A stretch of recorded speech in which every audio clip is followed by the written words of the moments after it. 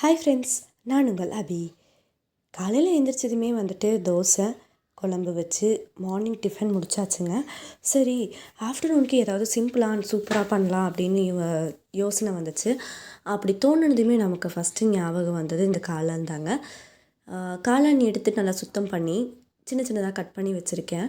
அதுக்கப்புறமா ஒரு பேன் வச்சு எண்ணெய் ஊற்றிட்டு கடுகு, ஒரு பட்டை, கிராம்பு, கொஞ்சம் சோம்பு சேர்த்துக்கலாம். இது ரொம்பவே சிம்பிளாக ஒரு வித்தின் 10 மினிட்ஸ்குள்ளே பண்ணக்கூடிய ஒரு சூப்பர் சைட் டிஷ்ஷாக இருக்குங்க.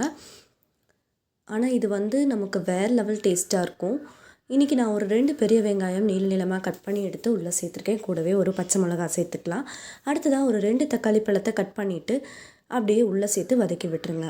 கொஞ்சமாக கறிவேப்பிலை இலை சேர்த்துக்கோங்க. சேர்த்துட்டு இதை அப்படியே நல்லா மிக்ஸ் பண்ணி விட்டுருங்க. ஃபுல்லாக வதங்கட்டும். அதுக்குள்ளவே நம்ம காளான் இன்றைக்கி கடையில் தான் வாங்கியிருந்தோம், மொட்டு காளான். அதை ஒரு 4 பீசஸாக நான் போட்டு கட் பண்ணி வச்சுருக்கேன்.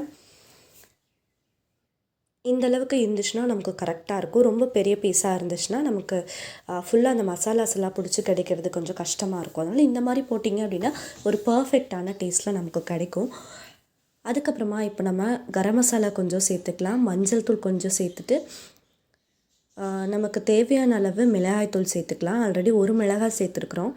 ஸோ நமக்கு மிளகாய்த்தூள் தேவையான அளவு சேர்த்துட்டு உப்பு சேர்த்து விட்டுடலாங்க. நல்லா போட்டு மிக்ஸ் பண்ணி விட்டுருங்க. நம்ம காளான்லேருந்தே தண்ணி வரும். அதனால் நம்ம எக்ஸ்ட்ராவாக எந்த தண்ணியும் நம்ம சேர்க்க வேணாங்க. அப்படியே போட்டு நல்லா மிக்ஸ் பண்ணிவிட்டு ஒரு மூடி போட்டு கூட க்ளோஸ் பண்ணி வச்சுருங்க. இப்போ பாருங்கள், நமக்கு ஒரு அரைவாசி நல்லாவே வெந்துருச்சு. இன்னும் கொஞ்சம் நேரம் மட்டும் இருக்கட்டும். இருக்கிற தண்ணியும் ஃபுல்லாக ட்ரை ஆகிடுச்சு அப்படின்னா சூப்பரான கன்சிஸ்டன்சியில் நமக்கு காளான் கிரேவி ரெடி ஆகிடும். கொஞ்சம் மல்லித்தலை லாஸ்ட்டாக தூவி விட்டுக்கோங்க. தூவி விட்டுட்டு ஒரு நிமிஷம் வரைக்கும் அப்படியே விட்டுருங்க. இது நல்லா இந்தளவுக்கு ட்ரை ஆகி கிடைக்கிற அளவுக்கு இருக்கட்டும்.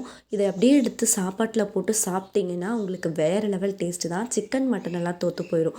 அந்தளவுக்கு இது ஒரு பிரமாதமான டேஸ்ட்டாக இருக்கும். நீங்களும் இதே ப்ரிப்ரேஷனில் செஞ்சு சாப்பிட்டு பார்த்து எப்படி இருந்துச்சுன்னு சொல்லுங்கள். அடுத்ததான் சரி பொடி அரைக்கலாம் அப்படின்னு சொல்லிட்டு ஃபுல்லாக எல்லாம் வறுத்து வச்சுருக்குதுங்க. நார்மலாக நம்ம போடுவோம் இல்லைங்களா, அரிசி, குருமிளகு, அதுக்கப்புறமா துவரப்பருப்பு, கடலைப்பருப்பு, தட்டைப்பயிறு, கொள்ளுப்பருப்பு, அப்புறம் மிளகாய், கருவேப்பிலையெல்லாம் கொஞ்சம் நிறையாவே சேர்த்துக்குவோங்க. அப்போது கருவேப்பிலையும் வறுத்து வச்சுருக்குது. கூடவே பொட்டுக்கடலை எல்லாமே சேர்த்துட்டு வரமிளகாய் கொஞ்சம் வறுத்து இதுக்குள்ளே கொட்டியிருக்குது, கொடமிளகா. இருந்தாலும் இன்னும் கொஞ்சம் வரமிளகாய் தனியாக எடுத்து வச்சுருக்குறோங்க, காரத்துக்கு பத்தலைன்னா சேர்த்துக்கிறதுக்கு. நீங்களும் எப்படி பொடி உங்கள் வீட்டில் அரைப்பீங்க அப்படிங்கிறத மறக்காமல் ஷேர் பண்ணுங்கள். ஓகே ஃப்ரெண்ட்ஸ், இன்னொரு சூப்பரான வீடியோவோட நெக்ஸ்ட் டைம் நான் உங்களை சந்திக்கிறேன். அதுவரை இன்றும் இணைந்திருங்கள். நான் உங்கள் அபி.